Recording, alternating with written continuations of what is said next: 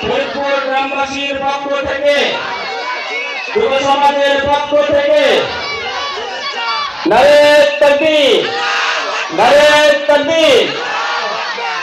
মাওলানা মুফতি আলী হামদা সাহেবের আগমন ফরিদপুরবাসীর পক্ষ থেকে যুব সমাজের পক্ষ থেকে নারে তাকবীর, নারে তাকবীর। সুপ্রিয় তৌহিদি জনতা, আমরা দেখতে পাচ্ছি আজকে নির্বাচন কোরআন মাহফিলের উঠান